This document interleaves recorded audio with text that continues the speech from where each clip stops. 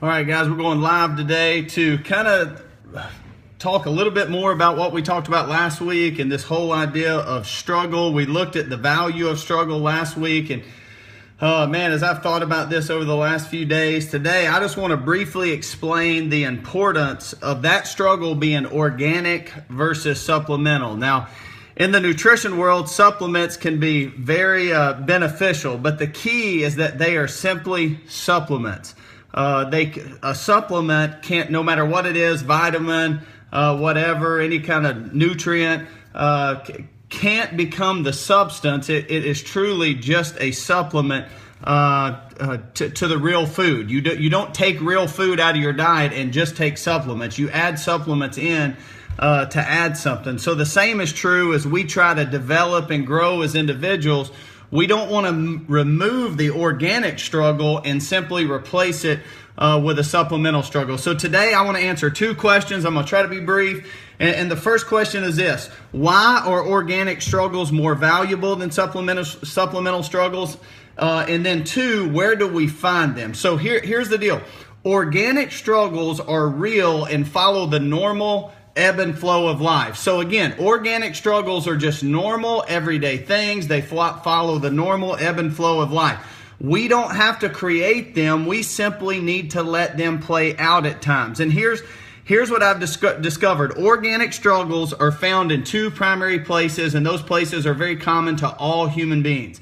Those places are, first, relationship.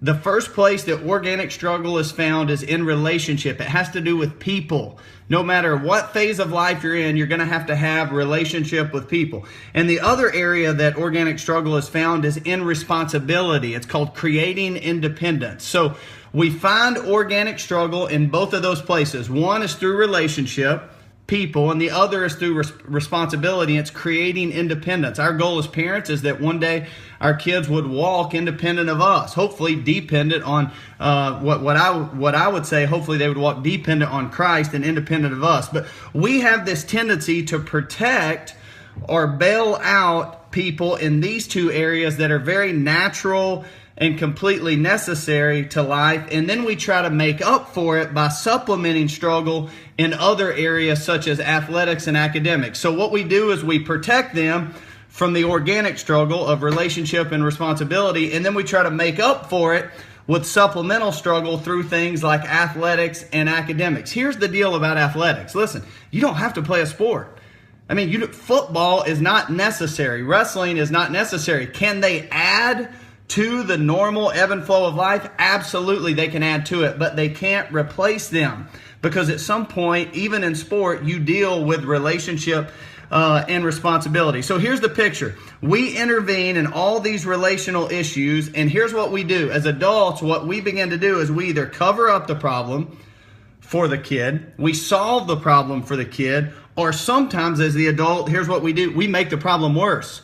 We should have just let the kids work this thing out, be responsible, and deal with the relationship. We also end up doing the work that the kids should be capable of doing, or managing them in terms of responsibility. So again, life presents these organic opportunities in the classroom, doing homework, all these things. And if we would just let those things play out, even when they don't play out like we wish they would, then our kids would learn. They would learn through the natural ebb and flow of life to manage these things, and they would actually grow as individuals. Instead, we step in, try to overcome, intervene in all sorts of ways, and they miss out on that. This creates an individual who struggles to work through normal everyday issues. And I see this on a daily basis. Listen, at the collegiate level, we see these kids that they've managed the sport struggle, but they can't manage the everyday struggle, the organic things that are present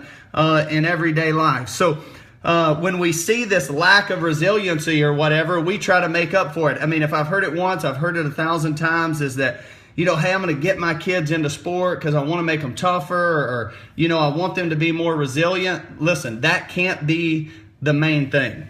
The main thing has to be allowing them to walk through the normal everyday ebb and flow of life, work through relationship and responsibility, and then we add sport, or we allow sport to add to that. It becomes a supplement to those things. So when we try to make up for this lack of resiliency by replacing it with difficult sporting events, academic rigor, etc., at some point this too requires people interaction, problem solving, and independence. So you can quit sport and still lead a successful life. I have a brother, never wrestled past high school. He's a pediatric dentist, okay? My children ask, why is Uncle Chad's house so much bigger than ours? He's been pretty successful even outside of the sport realm because he was able to walk through some normal ebb and flow of struggle as a child, which prepared him to be a dentist, to walk through medical school, and to be responsible. So listen, sport cannot replace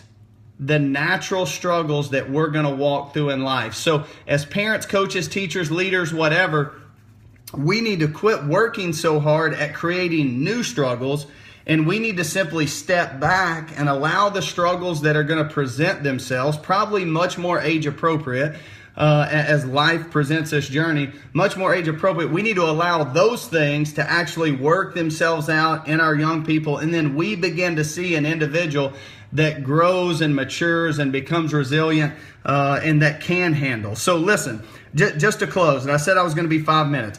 I am all for supplemental struggle. Listen, get your kid involved in athletics. Have them take honors courses. Join the band. Also, whatever you feel is necessary for them. I am all for that supplemental struggle. But remember, the supplement can never take the place of the substance.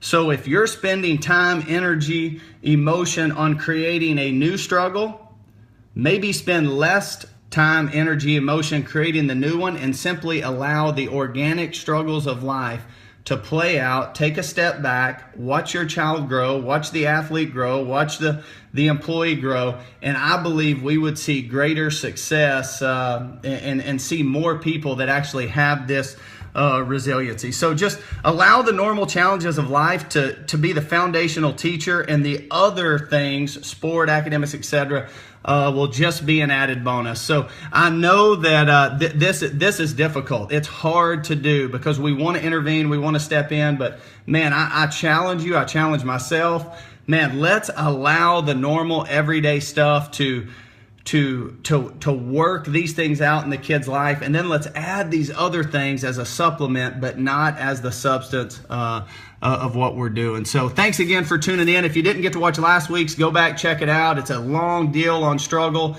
but I do think you'll find it beneficial. And as this week, as you go through the normal ebb and flow of life, man, take a step back sometimes, let the kid work through it, and then add sport on as a supplement, but not as the substance. As always, be sure to go check out heathesslinger.com. If you would love to hear more about these things, man, I got ideas all over the place. I don't even know if they're right, but we're trying to be a change agent in this world, specifically the sport world, so that we have a generation of young people that do have resilience and independence and that understand what it means to walk through the struggle of life. Thanks for tuning in. A Better Way.